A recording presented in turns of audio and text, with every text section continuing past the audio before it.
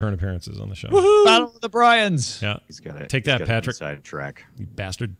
He's also drinking beer and coffee. Yeah. What is that? No, this is apple juice. Oh, is it? No, really? apple juice. No, serious.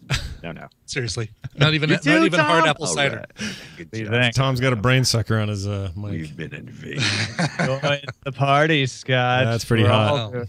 Ooh, you sound extra muffly. I like it. Zed.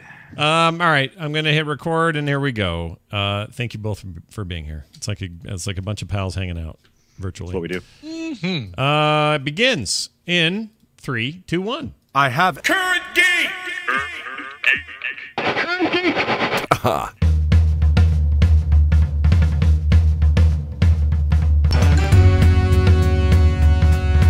Hello, everybody. Welcome back to Current Geek. This is Current Geek, the weekly proceedings of the meetings of the Frog Pants All-Stars, that Gabble, and you, geeks of the world, to keep you current on all things that matter most. I'm Scott. That's Tom. Hi, Tom.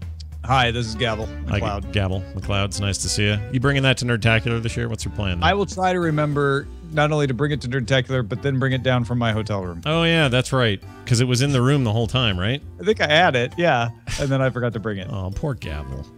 He's Well, okay. you know what? I say that, but really, Gabble was like, I just need some me time. I'm going to go to the spa. I'm going to ride the zip line, do some hiking. Sure. All of these things, by the way, are available for real at Nerdtacular 2015. Come one, come all. Actually, tickets are gone, so don't try to keep coming. But everybody who's coming, Stay away. we'll see you then. Anyway, we're back. Thank you for being here, everybody. We're happy to be here for Current Geek. We have guests. We have the now reigning champion as of today, Mr. Brian Ibbett. He's been here the most. Hi, Brian. Woohoo! Thank you for having me yet again. Coverville.com. I hope to get Current Geek right this time. That's right. This time you get another chance. TMS, my co-host on TMS, co-host of Film Sack. The guy's all over the damn place. It's the Pate. Yeah. It's the Pate with the most. I like to say. I've never said that. This is the first time I've Pate said with it. the most. Yeah, the Granddaddy of music podcasting. Yeah. Glabrous dome with the most. I like it. Also with us, speaking of glabrous domes, he doesn't have one yet. In fact, he has a lot of extra hair. It's one Brian Dunaway. Hi, Brian. Hi, I noticed you guys must be back around to the bees for your guest. I wish I could say we were that organized. We don't really think of it that way. We accidentally put both of you in backwards in the database. Well, mainly, I just like having my best friends around. And hey, 2 Brians. This is a good time, yeah. That's pretty good. All my favorite people in one place. But he couldn't find him, so he had us 3 show up. Of course, you know Brian from Film Sack, and you know Brian from Comics Coast to Coast, and back in the day, ELR with me. And man, Brian, just always been here, always around. I realized the other day, dude, 2005, that's our 10-year anniversary of our friendship. Think of that. That is in 10 years. Yeah. What are we going to do? I don't What are we know. going to do to celebrate? We got to do something. I don't know. Gain all that weight back you had back then. That'll be fun. All right, I'll go find it. I keep it in the bedroom. Gross. In jars? Okay. Right. That's there disgusting. you are, my precious Plastic fat. bags. I've missed you. Well, all right. Let's just jump right in. Jump right in, not dump right in. Take a dump right in. To the headlines. Herbert Hoover, Secretary of Commerce in 1922, finds infant radio facilitates news gathering, as do many others in high public office. Tom. Dee Basinge actually notified us, and you may have seen this too. Trailers play before or after your Netflix shows. Netflix spokesperson Cliff Edwards told TechCrunch when asked about this, we've had original teasers at the end of shows for a while. Some members may be seeing tests at the beginning of shows. And as you know, we test many things over the year, many of which are never universally deployed.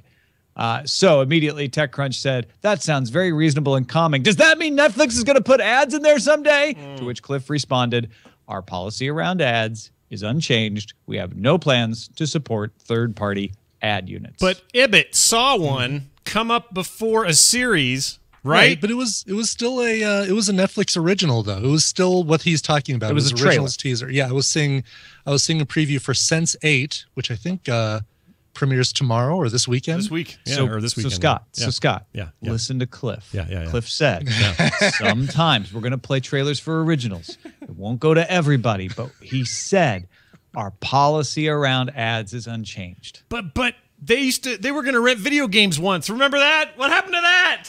Our policy around ads is unchanged. We have All right. no plans. All to right. support ads. I'm used to watching these on the HBO, and I turn on the Game of Thrones. There's always something at the beginning of it, and I'm not going to lie, I don't like it. Yeah, but you'd like it a lot less if it was Ford Taurus or something, right? Right. sure. Yeah, if it was Ford Taurus, that would really tick me off because I already have Hulu. Thank you. I don't need that on my Netflix. Yeah. I'm going to be the voice of argument here, but I actually didn't mind it because I'd forgotten about Sense8, and other than when you first log into Netflix and see the what's new and what's coming, sometimes I just want to get in and watch something or pick up watching something that I started watching on another device, and I'd miss it. So having it at the beginning of some of the things I watch, I actually don't mind it, and it's short. I don't care. I'm sorry, Scott. No, you go ahead. Go ahead. I'll say this, and then you respond to this as well. If it's before every episode on a thing you're binging, though, let's say you get 6 episodes a night because you're really into whatever it is. They're not doing it in front of every episode, right? It's just like a kind of random thing or a once in a while thing. Yeah, I only saw it once, and it was before an episode of Black Mirror, but it didn't appear before every episode of Black Mirror that I watched. As you know, we test many things over the years, many of which are never universally Shut deployed. up, voice of reason. I've got irrational things to say. All right, go, Brian, go. All right. What the crap? Netflix is like worse than a retail store about moving crap around. I can never find, every time I log into Netflix, it's like, where's the new? Where's the this? Where'd you move it to? What is this stupid suggestion thing? They're always trying something new, and it's very annoying. I wish they would give me an interface that would, for the most part, stay the same. I know it's stagnant. The mustard I don't and care. ketchup is now in aisle 12. It's not gone. So wait, Dunaway, you're saying you don't like the new stripe that says movies that feature actors with the letter X in their name? Yeah, that's no good. You don't care for that one? No. I like for my menu items to be stationary and static. Yeah. Stop moving around. People don't like change, and it seems like it is ever fluctuating and ever fluid over there. In some ways, I like it because it means they're trying for that ultimate moment of we've discovered a way to truly give you exactly what you're looking for. But in the meantime, it does make you feel a little discombobulated, a little freaked out. Like the other night, we were trying to find something to watch with the kids, and there's so many choices that we ended up not making one because there was really no reason to pick anything. And so you're saying freedom of choice is what you think you want, but freedom from choice is what you need. Maybe I'm like Steve Thanks, Jobs. Devo. Tom, way to go. I missed the reference completely. Give yourself some points for that one. Sure. I'm ahead. Anyway, Finally. We'll see how it goes. I got a foot in Ibbott's court. I got a foot in Dunaway's court. Tom, why don't you break the tie here? Why is this good or why is this bad? There's nothing wrong with this. There you go. Nothing wrong with it. Like, listen, Dunaway's criticisms as off the reservation of the main story as they were are perfectly valid. Like, they do move stuff around. It's hard to find. I'm fine with change, but they seem to just change in ways that hide things that I found before. Right. That is frustrating. But Cliff Edwards, if you're listening, which I know you're not, I tried. All right, good try. I think you channeled him just fine, to be honest. Thank you. So nice job. It's been my lifelong goal to channel Cliff Edwards properly. Captain Kipper is going to be channeled now. He made sure we saw the story about the woman who dropped off an original Apple computer for recycling at a Milpitas recycling center called Clean Bay Area.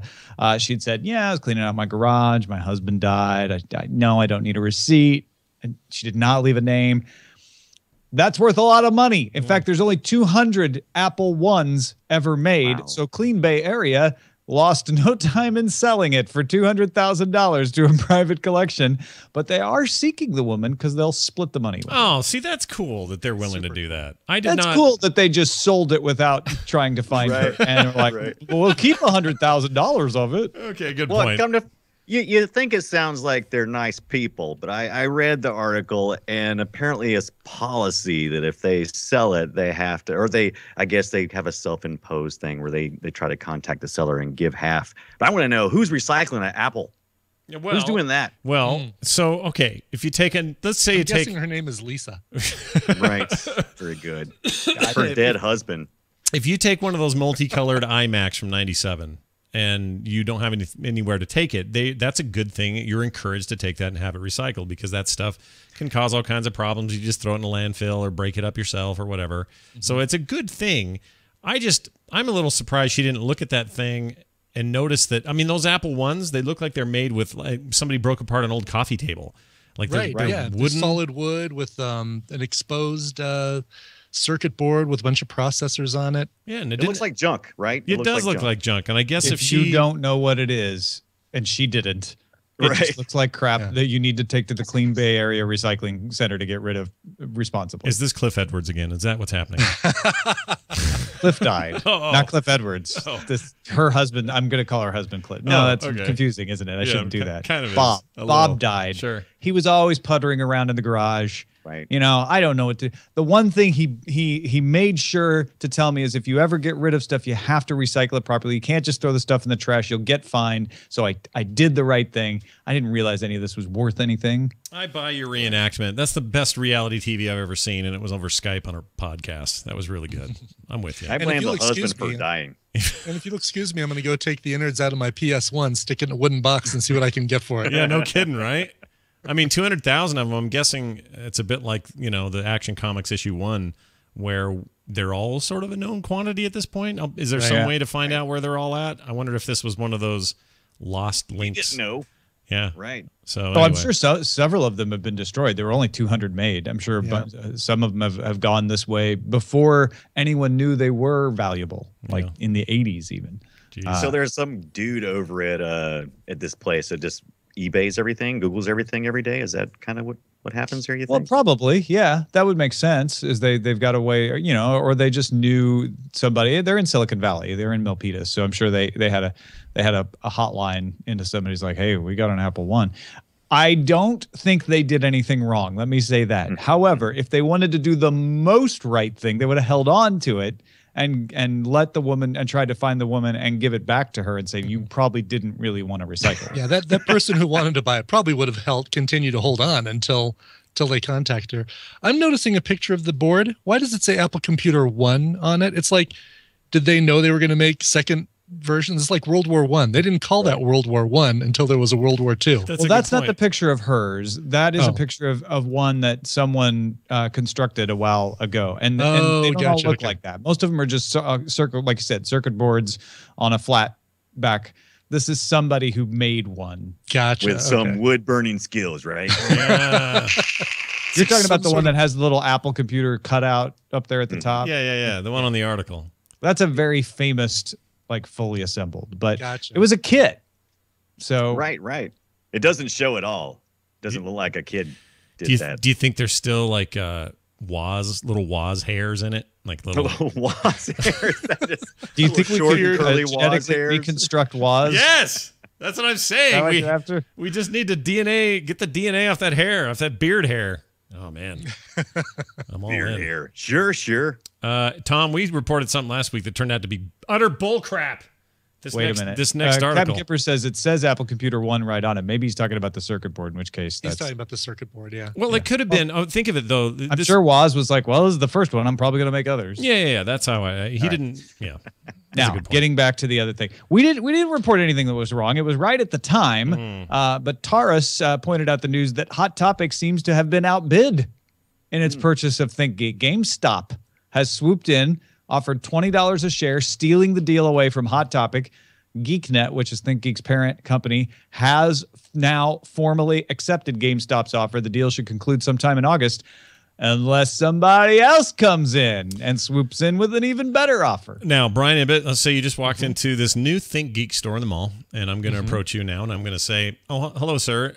May I interest you in a pre-order of Captain Kirk's hat, and then also, would you like the strategy guide to go with it?"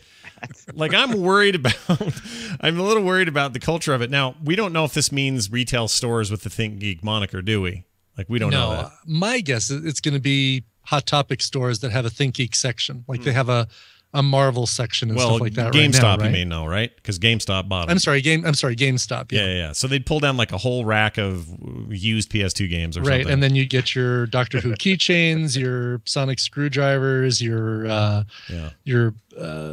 whatever, Newton's cradle that glows in the dark or whatever, and just be all in that section. What else are you going to buy at GameStop? Well, yeah. Well, that's why I think this is brilliant, right? Is the people who shop at ThinkGeek overlap greatly with the people who shop at GameStop, except that the people going to GameStop are getting fewer and fewer because you can just download content and buy it over the internet now. So GameStop is saying, hey, let's keep these people wanting to come in by giving them something else that they would like to buy. And the fact that I could satisfy my ThinkGeek shopping urges with instant gratification, it just blows my mind. Armored Meat points out GameStop is where I go to browse all the new games before downloading online. And if they can be like, oh, but we can get you to buy some ThinkGeek stuff while you're in the shop, that makes sense. But I go to the internet to browse all the games I'm going to buy. You are not the target market. I do the same thing. I do occasionally go into GameStop. I don't know why. It's just kind of like I don't know. I just like being around other gamers and talking to the employees and looking at the games that are a possibility. Think about it now. Add to that list: browse unicorn meat, wind up sushi, soldering irons. Yeah, my money is spent. That's actually, now you've actually given me a reason to go to GameStop. Well, here's my thinking. I think this is less about what they're going to do retail and more about them just further building up more and more stable, strong internet sector stuff. Because they're doing that with other things. They have other stores too. They do the Sprint stores, I guess, and some other stuff. But the idea that they are balancing out their business with a lot of really strong internet properties and holding on for dear life to the brick and mortar as long as they can, that seems like a decent strategy to me. You know, they've got a little bit of an exit plan, or they have a way to section things off if it comes to that, or to sell that off for more later because they're doing really well or whatever. So I do not fault their strategy, but I guess they ended up having to pay. How'd this work? Yeah, they don't. Extra $20 million. Somebody has to pay Hot Topic some get out of the deal money in this thing, and I think it's GeekNet who has to, because basically they made the agreement. It was all going forward, and then GameStop came in and said, "We will buy the strategy guide." Do you know that for sure? That was in the article we read on TMS the other day. So unless that's changed or was sometimes that's true. I just don't. I have not read anything that says that anybody lost any money on this. Now I got to find it. It was some kind of. I think that if what I had read was that they had an agreement with Hot Topic that said, if this agreement is going to go through unless someone comes in with a better offer, and like all my marriages, that there was no penalty. Nice. But major penalties. I'm trying to find it because I know we talked about it and I don't want to waste too much time on it. But it's somewhere in here there's a thing about ThinkGeek and how they had to pair up to pay the money or something. There was some legal hoo-ha they had to do. You would think there would have to be legal hoo-ha. Yeah, there's always legal hoo-ha. Think about that. Well, exactly. Anyway, we'll track it down. It's kind of besides the point because it doesn't matter because GameStop's going to buy it now and they're paying $20 a share, which is a lot more. So the only thing that could happen now is somebody else coming outbid GameStop. But who else is in a retail place that could make that happen? I don't know. Amazon? That would have a fit. Yeah. Yeah. Right. But Amazon if you're talking about straight up brick and mortar, probably maybe Target could buy them, let's say. Ooh. That's interesting. But that would cheapen the brand of ThinkGeek for me, though, because they kind of already got that. Target has a very different vibe in different parts of the country. Like, I've noticed that the Targets have a different feel. In some places, that would actually improve a Target. Couldn't hurt. But in other places, Target's one of here in Colorado, Target is like one of the nicer, cleaner places you can go for retail purchases. That and Best Buy.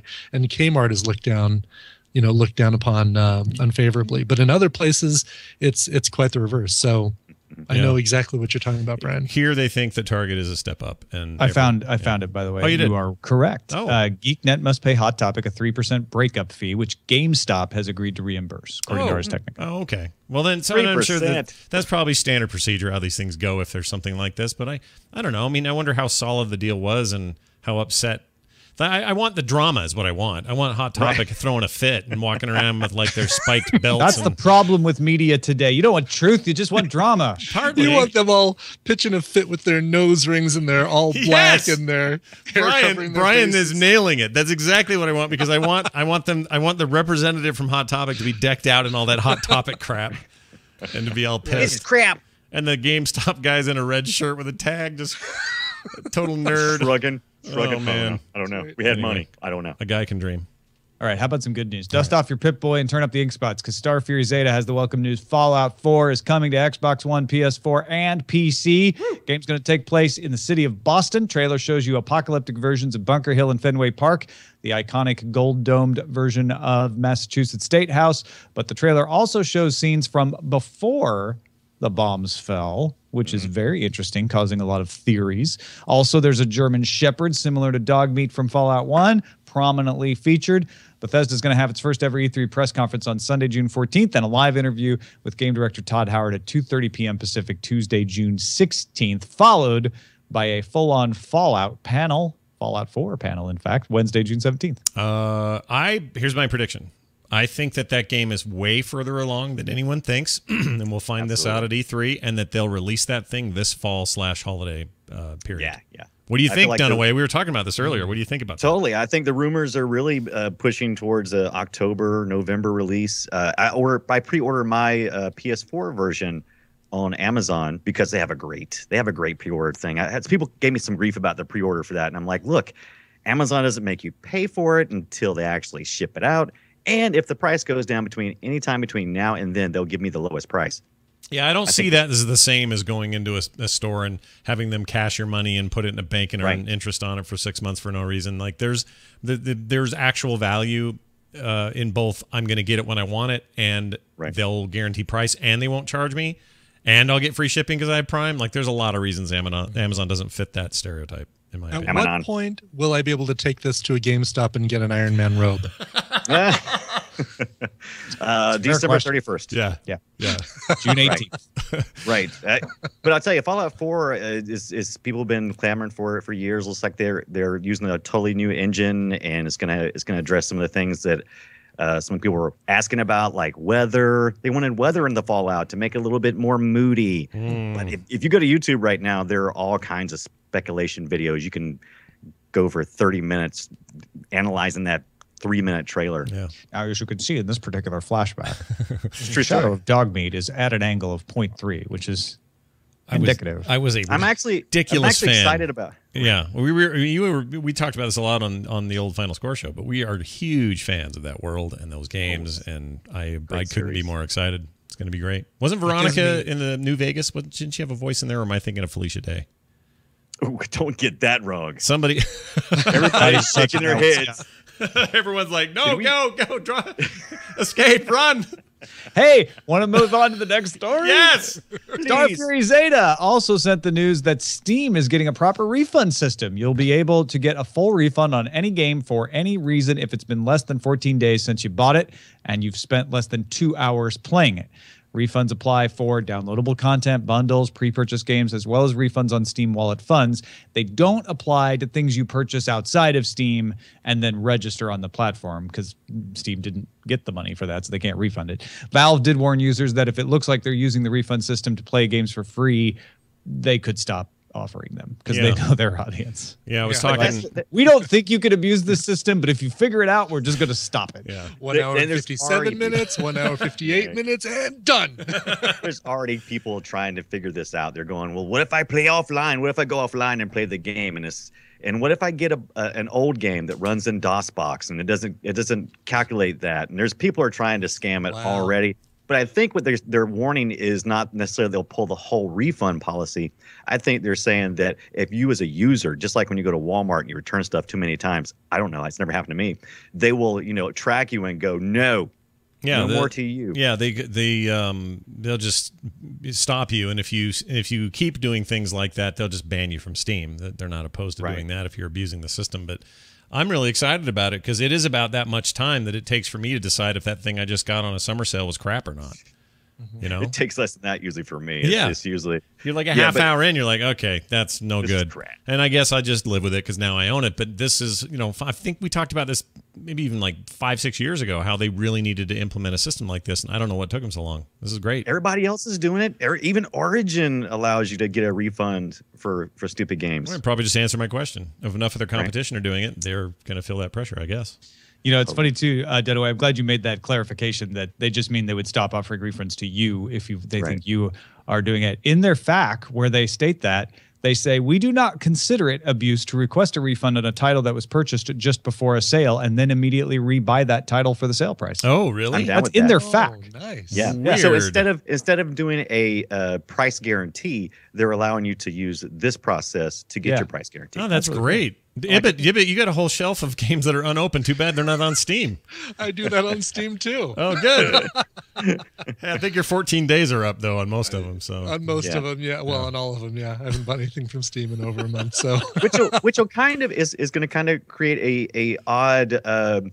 An odd thing probably where people will be playing these games that they usually just bank, like Ibbot, me. We all do it. When we see a game that goes on sale, we don't touch it. We just go, well, I'll look at it later. Right. I can't get it's on anyway. sale. I know I'm going to want to play that at some point. And right. But now, will you open that, download it, open it, play it now, just to kind of see, or or you just I probably will. And what it's going to do for me is give me that, make me feel like I've got a safety net. Right. It's like, oh, I'm more likely to buy something that is questionable, that I hear a lot of good things about, but maybe I'm not sure if I like, because I know that if I don't like it and I haven't played it for more than 2 hours, I can take it back. So I don't mind that at all. Yeah, it's cool. Well done, Steam, I would say. Wait till they ban me, and I'll have a different different take on it. Cool. No, it seems like that would. I mean, my reading of this is that would fit. That they're like, no, that's okay. Yeah, because I mean, hey, I'm buying things that I maybe wouldn't necessarily buy if I follow that rule. So now I know it feels like there's a lot of video game news. And some weeks there's lots of Marvel news. Some weeks there's lots of like processor news. This week there's lots of video game news. Part of that is because E3 is coming up. We've got. Why couldn't I have been on a processor week? I know. I'm sorry. We'll fix that in a minute for you. But we have one more video game story. Piscator NF pointed out that the Strong Museum of Play, that's not a description. That's actually, it's named after a guy named Strong, in Rochester, New York, has named 6 games to the new World Video Game Hall of Fame. Here are the 6.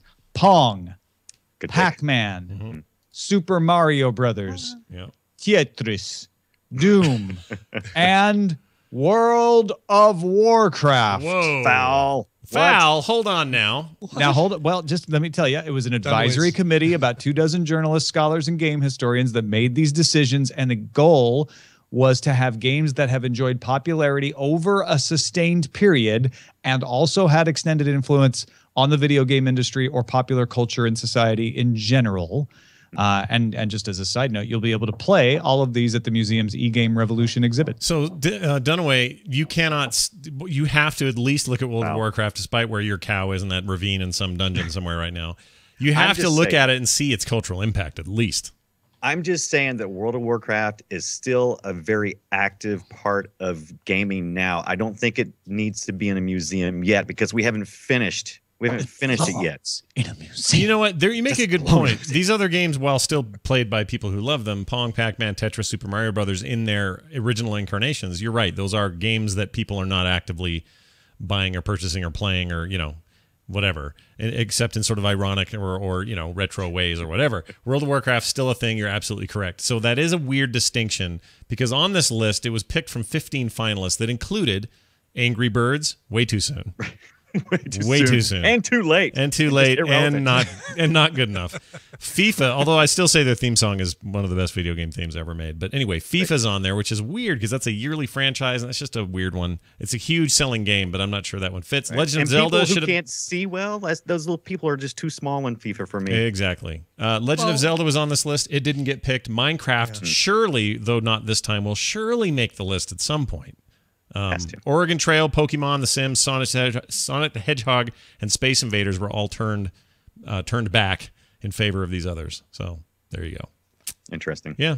I mean, How old's World of Warcraft? What? Which one? What? Who? How old is World of Warcraft? Oh, how old? 10 years.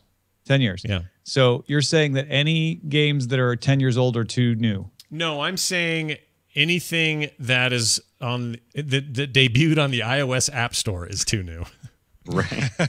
Angry Birds is not too new. I don't even know. Well, no, I mean, I know, but I'm saying you're saying World of Warcraft too new. I guess Dunaway saying that. I say it's too new. I think not because it's too new, it's because it's still active. I don't think you put somebody in a Hall of Fame well, it's not a person though, or a museum. I know, but a Hall of Fame is basically a museum for people.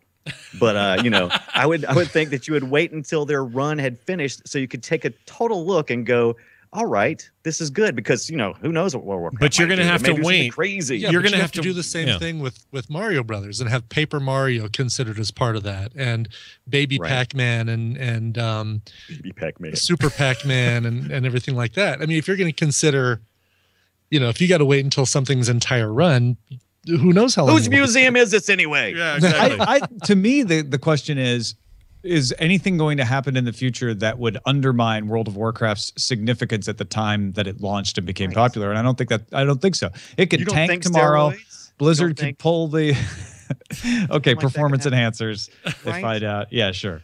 But I don't think there's anything that they could do that would change the legacy of what happened. Yeah, and I think that's what the folks that made these selections were looking at it. They are in chronological order. They're basically saying, in its era, Pong defined gaming. In its era, Pac-Man defined gaming. A lot of people are saying Ms. Pac-Man's the better choice, and they're probably right, but there is no Ms. Pac-Man without Pac-Man, right? Yeah. Super Mario Brothers for its era. That's why it's there instead of Legend of Zelda. They said, nope, Super Mario Brothers really was the predominant in that era. Tetris for its type and its era. Doom, World of Warcraft. So these all make sense to me. Yeah, they do to me as well. And Warcraft, until somebody actually beats Warcraft at the MMO game, there's no reason to consider anybody else as impactful.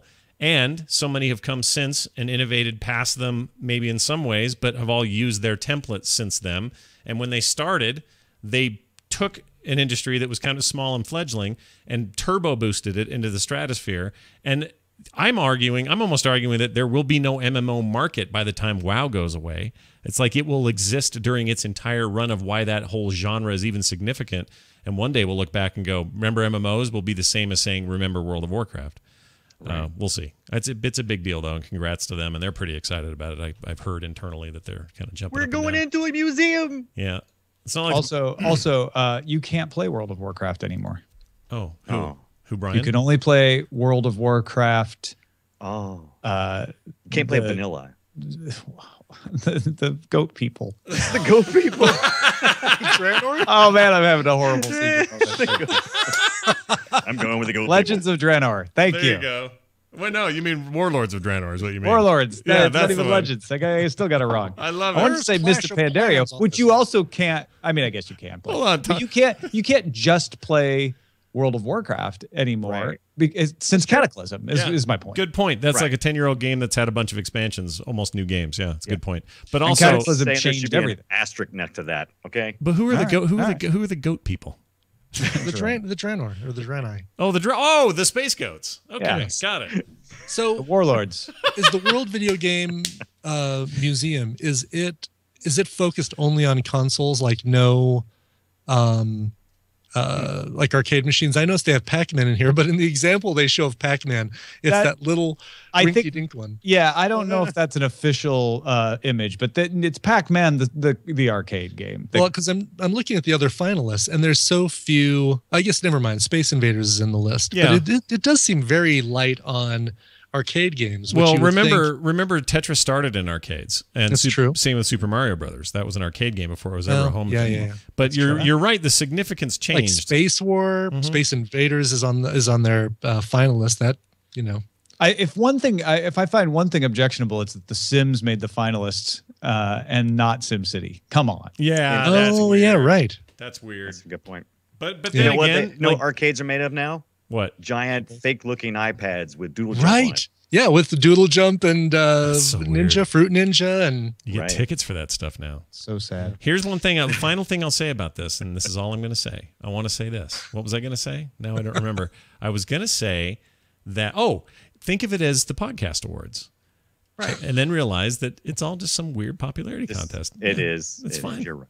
And we all won. All right, Tom, go ahead.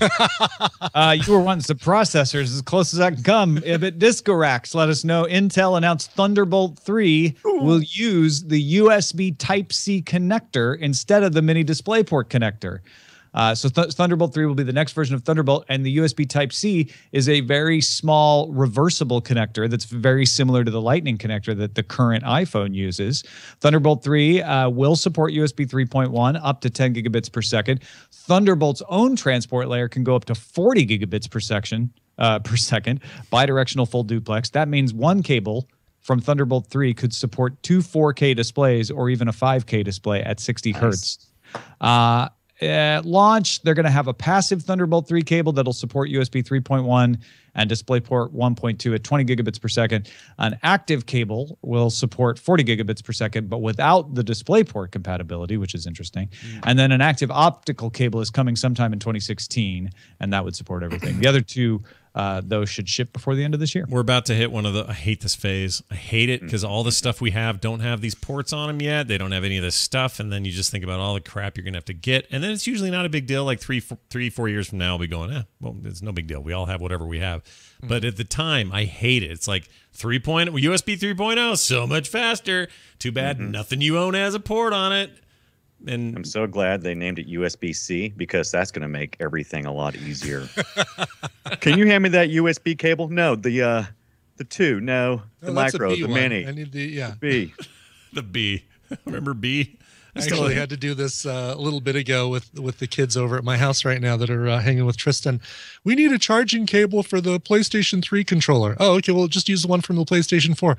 No, that's got the little smooth edge to it. I need the one with the little jaggedy USB. Yeah. USB micro, mini. The micro. Yeah. I mean, but to swing it around, I'm all for these connectors that are like lightning, where it goes in either way. You're not having to fumble around. Yes. Well, great. And that's the brilliance of this: is all these complaints get solved over time by things like this happening, where Thunderbolt 3 says, you know what, we're going to support the same connector as USB. Suddenly, boom! Think if FireWire and USB had done this in the early 2000s. Oh yeah, probably still be using them. Kind of what's happening here. Yeah. And think about all the ports on the back of your desktop in 1997. And think about now, you've got 2, Thunderbolt, USB, and you might only have 1 soon. Yeah, right. Maybe a DisplayPort on some or whatever. But like, yeah, if you want me really to think about my 97 ports, good Lord. Parallel ports, serial ports, 2 of them. Right. Big one, 25 pin, 9 pin. Ugh. If there's a storm. I'm going to plug in my dot matrix printer. Nicely played. Well done, Tom. All right. Well, that takes care of the news today. We're going to pause here for a quick break. When we come back, it's the pop quiz. Stay tuned. All right. Just a little save point. Don't do these on the morning stream. Might seem a little weird. All right. There we go. Wait a minute. Okay. Sorry. Ignore that. And we're back. And guess what? It's time for this. America scores and wins. Oh, that didn't work. There we go. Hello.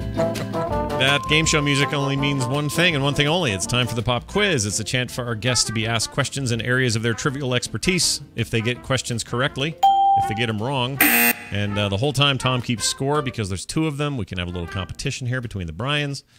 We're going to start with Brian Ibbett, our returning. Let me put on my smart person glasses. Get those out, will you? Oh, yeah, look at that. All right. I never see you in those. Always weirds me out. All right. I'm going to put focus on you on the Skype. I'm going to now bring up your... Actually, I want Tom in there, too, because he makes funny faces the whole time. I'm ready. Here we go. Brian, are you ready for your questions? Come to me, my X-Men. Yes, I'm ready. Here are your questions. They are in the area of Las Vegas history. Oh, God. All right. I'm hoping you'll love this one. It was fun to watch it already. All right, here we go. Let me find my place. All right, first question. What major Vegas hotel had a devastating fire in 1980, resulting in the death of 85 people? That was the old MGM Grand. Ooh, look at you. Yeah, which is on the spot of, I want to say it's the SLS now. Is it? I thought it was Bally's, no? Maybe not. Maybe. Oh, Bally's. I'm sorry. Yeah, Bally's was the old MGM Grand, yes. I didn't. You lose 1/10 of a point for being a little too smart for your own good. I just knew it wasn't in the place it is currently. All right, fair enough. Next up. What year did Star Trek Star Trek The Experience open? Oh, well, I could tell you when it closed.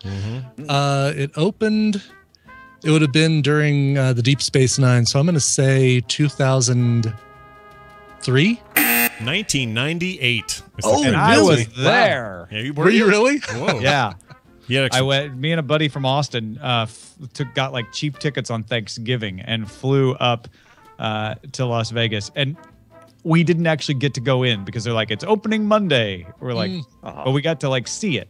We just couldn't. Right. Why? Who does an opening that's not like over the weekend, right? Like, Well, it you was want people Thanksgiving coming weekend. in. And the reason we got the cheap rates is nobody was in Las Vegas during Thanksgiving, so they were opening it once the tourists came back. Wow. Well, next up, nicely not done there. You didn't Also- get that one wrong.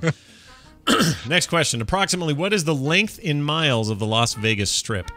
Oh, jeez. You can do miles or Approximately? you can do kilometers if you'd like. Yeah, I'm not going to do kilometers. Let's say it's 4 miles long. Oh, he's so close. I'm going to say, all right. It's 4.2. What do you say, Come Tom? on. You said in miles. You didn't say in Okay, miles, we're going to point give miles. you 0.8. We're going to give you 0.8 of a point for being close, but then we're going to take off 1/10 of a point for dissing the metric system. So you get 0.7. All right. Gonna leave those space points alone. All right, next one. You're going to take off a millipoint. Yeah, millipoint. What year was the iconic "Welcome to Fabulous Las Vegas" sign built? Oh, geez. We just talked about that. Yeah, the woman just recently passed away, right? It was That's right. That's right. You were Betty telling me that. Davis. That would be a national holiday. Boop. What are you talking about? Betty Boop. I don't let's know. see. That would have been 1975. You would be incorrect. It is 1959. Yeah. So close. So close. Yeah, not even. a couple decades off is all. All right. What was the first casino to be built on Highway 91/Las Vegas Strip? The Flamingo. You would be incorrect. It is the Paradise Club in 1931. Really? Was that the Bugsy Probably the Bugsy Malone joint, Bugsy right? Malone Club? Yeah. Paradise. Paradise. I Starting hate a it. grand And the name's tradition just- of puns. And the name started there and went down. Yep. Didn't see that continue, did you? Not so fun. What floor of the Cosmopolitan houses? Oh, this is easy. Houses the secret pizza restaurant. It's on the 3rd floor. Correct. That's really good too, by the way. I didn't know It's that. really good. I yes. burned my mouth Not as so good as bad. Pizza Rock, though. No, Pizza no. Rock is my new favorite. I burned my mouth so bad on their pizza last trip that yeah. it like took 3 days to taste anything again. It was really good though. Did this come right out of the oven? They kind of do. Yeah. Well, it's because they take the slices, then throw your toppings on there, throw them back into the oven to cook further. Yeah, and they So come out they molten lava hot. up. Yeah, and if you're starving, you're just dumb and you bite. Next one, the Golden Nugget has several major renovations. What year was their last renovation? Oh, it was. Give you I a want to hint. say it was just recently when they. Do you want a hint? Yeah. I can give you one. They put a new All right. tower up there this year that we're talking about. Okay. That probably doesn't help, but It I want doesn't another hint. help, but I'm thinking it was recent. I'm going to say within the last 5 years, but let's say 2012. you are incorrect. It was 2009. And you lose 1/10 of a point for getting a hint and still not getting it right. Yeah, that tower hint really would All have right, put you I ahead. deserve it. I deserve it. Final question. Vegas Vic, VIC, is the giant neon cowboy. I didn't know this. At what former casino was this sign displayed?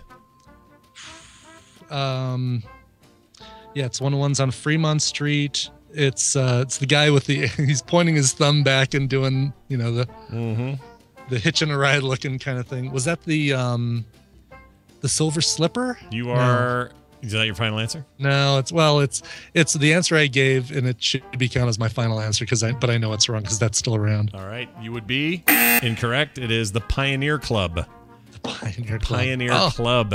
tough one. I think Got you. me in the club. The Pioneers. Now hold on to that thought because now it's Making Brian candles. Dunaway's turn. He is going to do 1990s cartoon trivia.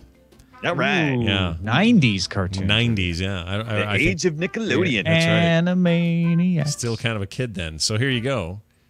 Question 1. What the hell am I Number even question saying? number 1. Who created Ren and Stimpy? John K. You don't have to pronounce his last name. You are correct. Crick Fallacy. Crick Falusi. Crick Falusi? Crick Falusi. That's how you say it, actually. Greg Falusi. Yeah. I was going to give you a bonus if you gotten the pronunciation right. You still Yeah. get a full point. Yeah, you get a full point. You're fine. What year did Pokemon or the Pokemon anime begin airing in the United States? Well, see, this is the year thing's going to be a little bit easier for me. I got a 10-year span. I'm going to go pretty early, maybe 94. You are incorrect. It is 1998.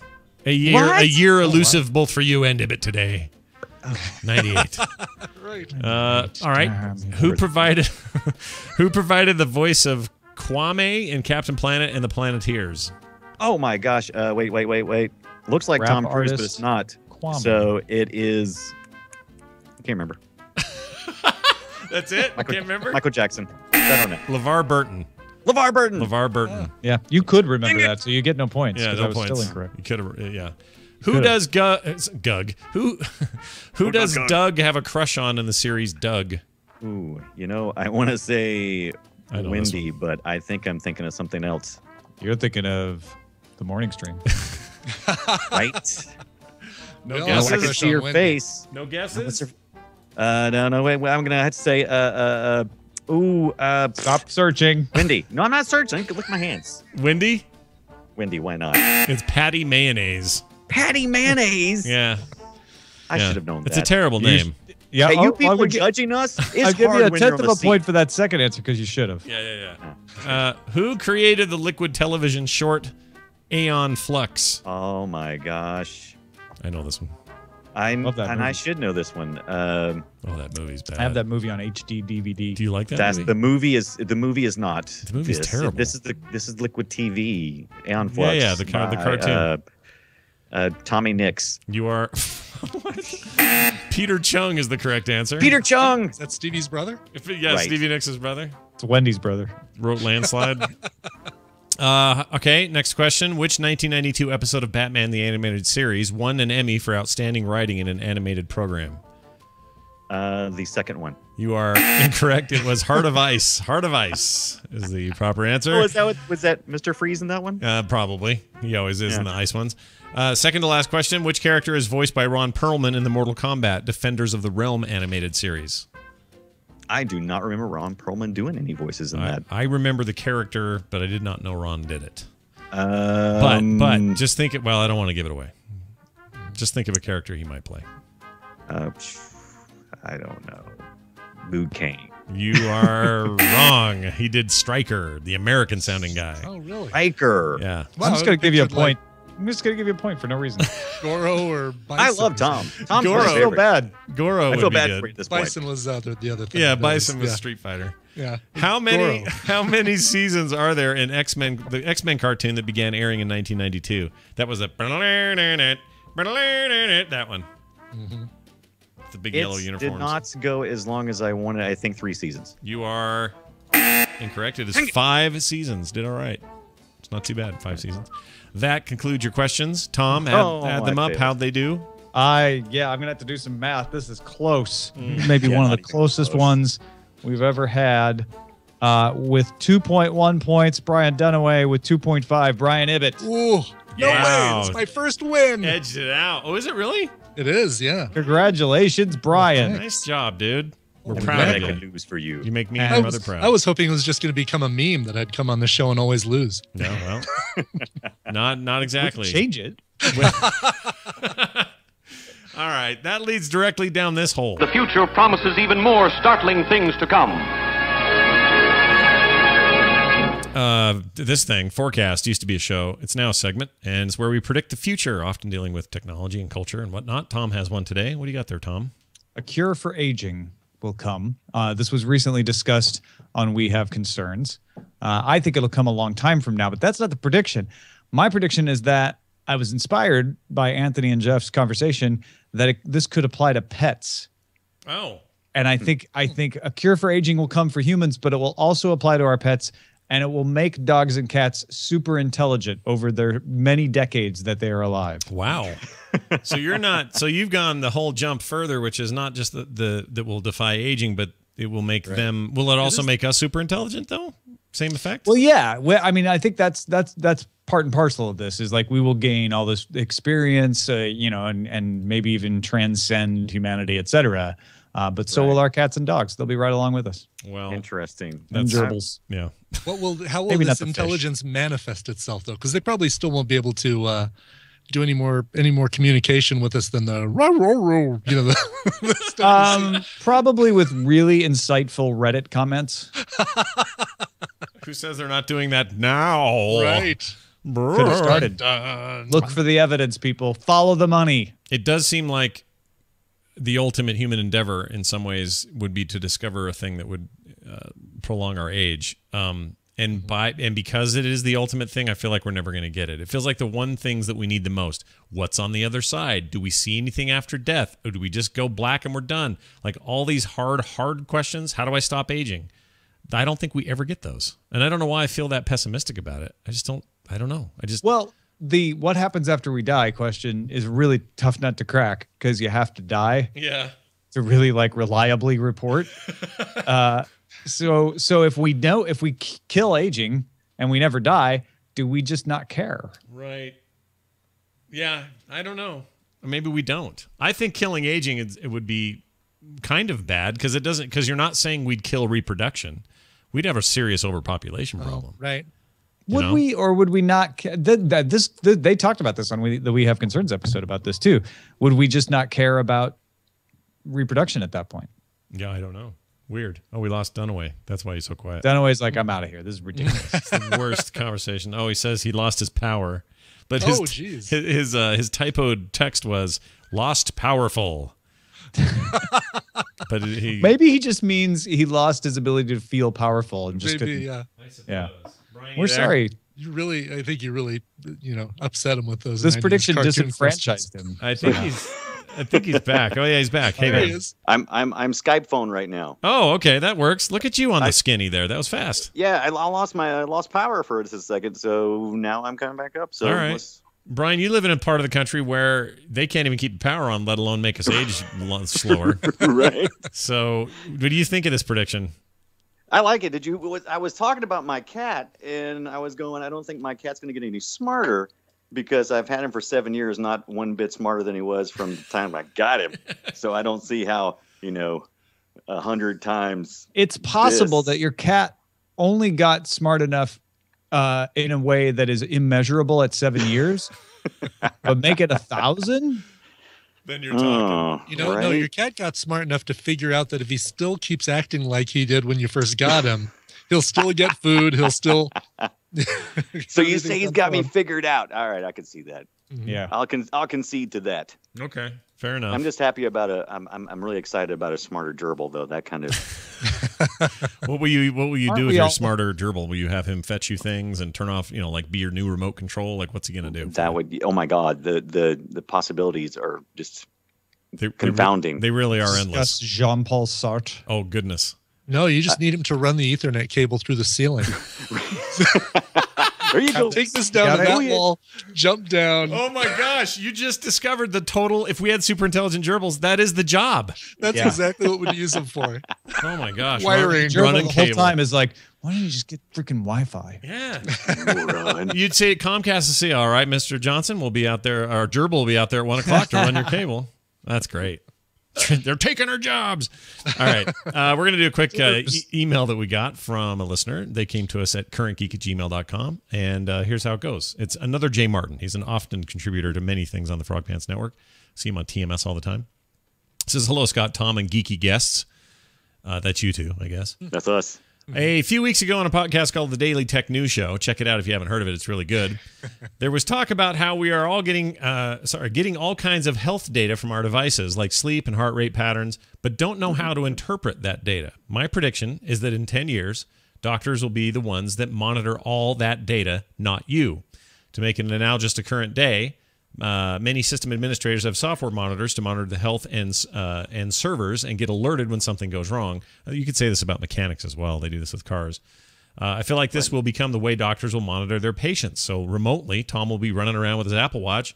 It'll start beating way too fast even for a workout for a sustained amount of time, and they might go, uh-oh, life alert Tom, everybody. Well, mechanics don't, they don't keep measuring your car after it gets back into your possession. That's true. They don't call you and say, by the way, that timing belt's sounding like it's going to go. You need to. They don't yet. Yeah. Right. No, that's a good point. It does make a bit more sense in a medical way that I would be, especially people who are under, observation. If you're somebody who's diabetic or has a heart condition or something where you're at risk a lot, then I would have no problem saying, yes, doctor, let me sign this that says you can monitor my health status while I'm away. I think that's great. I love this idea. Yeah, I mean, it's I hate to say this, but it is the idea. That is the idea of all of these things. All of the health industry is like, yes, another Jay Martin, that's what we're doing.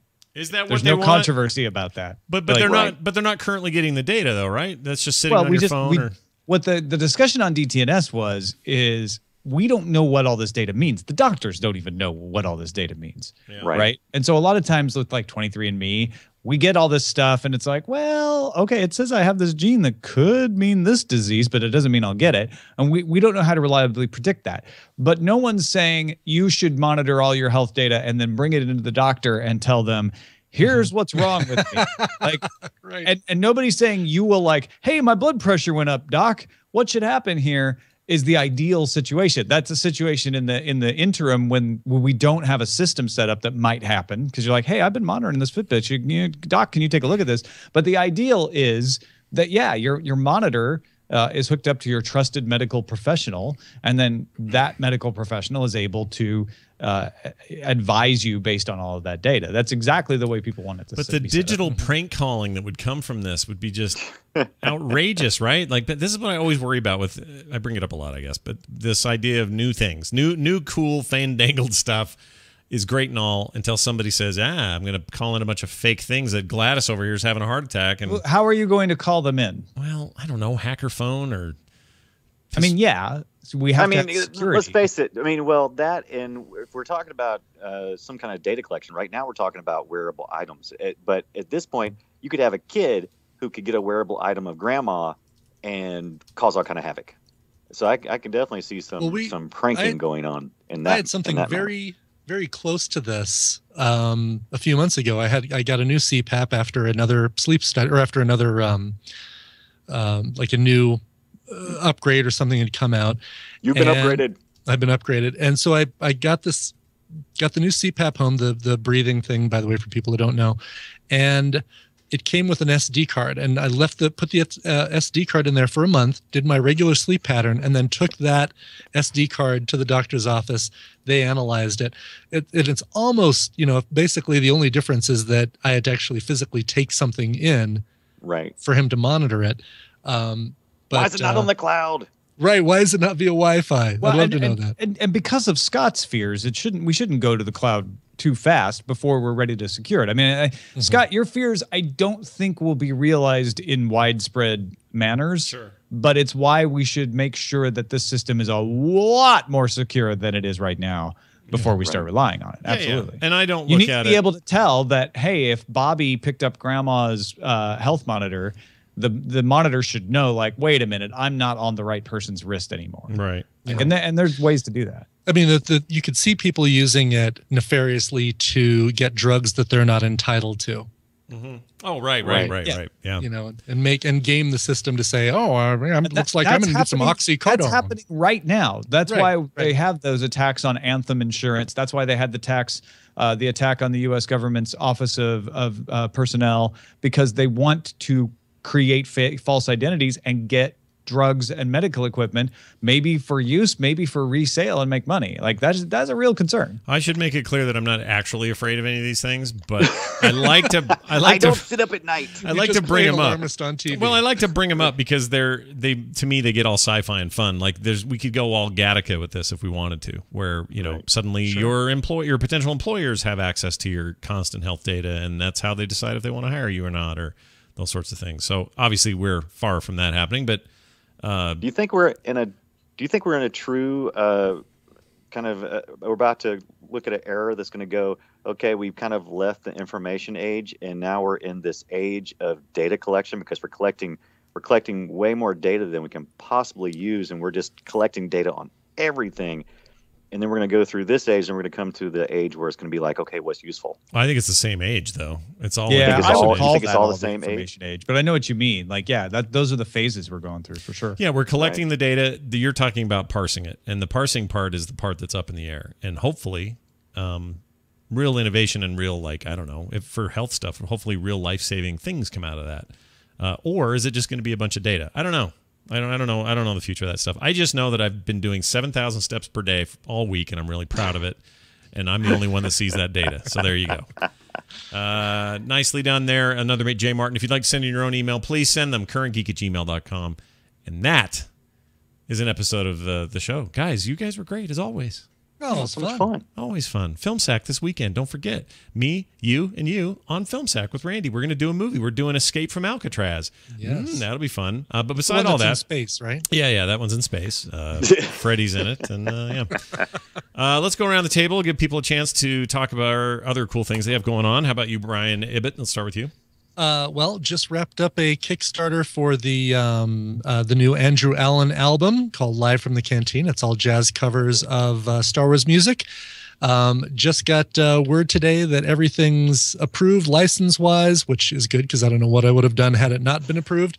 But those are going into production and will be available first as an exclusive at San Diego Comic-Con. So if you're there, look for copies of Live from the Cantina there. You can buy them there. Cool. I like it. And of course, he's on TMS with me. 4 or 5 days a week, every freaking week. It's great. Frogpants.com/TMS, Coverville.com, and basically, if you type any website, Twitter.com/Coverville, Facebook.com/Coverville. Yeah. Just end it with Coverville, and you'll probably find me. Yeah, he's becoming a cam girl. I don't know if you guys have heard about this. His little side job as a cam girl. I'm making $7 a month. It's pretty good. Nice. Brian Dunaway, what are you doing?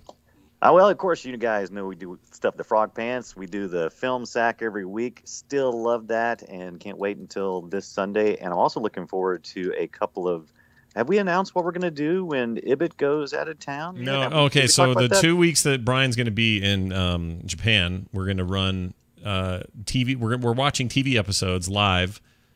Which ones are they? That we picked those yet? We haven't picked those yet. Oh crap! We need to pick them. Our dream is to have something that is Japanese related and maybe call in Ibbett on a few of them. Yeah. Special different strokes where they went to Japan. Yeah. Right.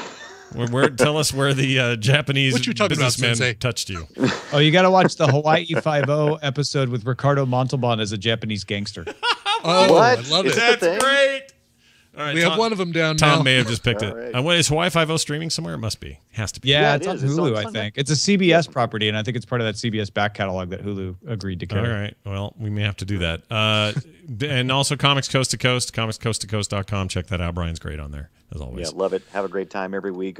Follow me at the Brian Dunaway and my website, briandunaway.com. Very Same nice. with me. You can just Brian Dunaway, Google it. Yeah, you're all over the place. It's not like Scott Johnson where there's 50 million of me. Crazy. You bastards with unique names.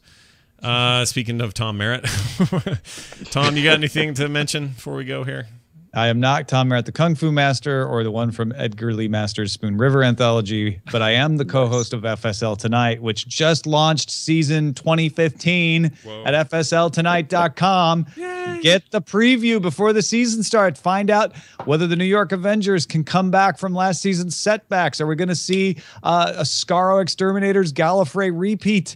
How are the Cheyenne Mountain Gators going to do with their whole Stargate thing? The Los Angeles Guardians of the Galaxy are part of the league this year. All the fun is available at FSLTonight.com. Indeed. Exciting times. That's going to do it for us. My Kickstarter's coming. Follow me for details at Scott Johnson. I'm very excited about it. If you like my comic, then you want to pay attention to that. Call us, leave us a voicemail, 801-471-0462. Andrew Allen, speaking to him, did our theme. CurrentGeek.reddit.com is our Reddit. CurrentGeek@gmail.com is our email address. At CurrentGeek on Twitter, at Scott Johnson, at Ace Detect. CurrentGeek.com is our website. That's going to do it for us, for me, for Tom, and the two Brians. We'll see you next time. Next time. There you go.